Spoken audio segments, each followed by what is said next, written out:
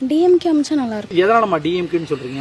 ஏன்னா நான் இப்போ காலேஜ் முடிச்சிட்டேன். காலேஜ் போகும்போதெல்லாம் எனக்கு எங்கள் வீட்டில் சுத்தமாக எங்கள் அப்பாவுக்கு வேலை கிடையாது. ரொம்ப கஷ்டப்படுற ஃபேமிலி தான். எங்கள் அம்மாவுக்கும் படிப்பு கிடையாது. எங்கள் அம்மாவும் வீட்டு வேலை தான் செய்கிறாங்க.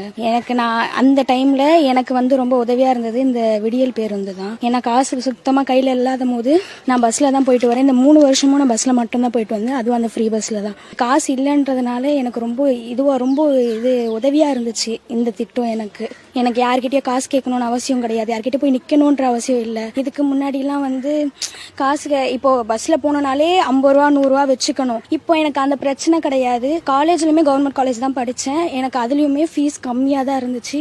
நிறைய சலுகைகளும் அதுல இருந்து கிடைச்சதுமா. வருஷத்துக்கு 1000 ரூபாய் எனக்கு விழுந்துச்சு. என் தங்கச்சியும் கவர்மெண்ட் ஸ்கூல் தான் படிக்கிறா. அவளுக்குமே மாசம் மாசம் அவளுக்கு ஊக்கத்தொகை கொடுத்துட்டு தான் இருக்காங்க. அதுவும் இல்லாம சத்து உணவு சாப்பாடு எல்லாமே அங்கேயே கொடுத்துட்றாங்க. எங்க அம்மாக்கும் மகளிர் காசுலாம் வருது. அதனால இப்போ இந்த உதவியெல்லாம் வச்சு இப்போ ஓரளவுக்கு எங்க வீட்டை நான் ரன் பண்ணிட்டு இருக்கோம். எங்க அப்பாவாலையுமே முடியாத இந்த டைம்ல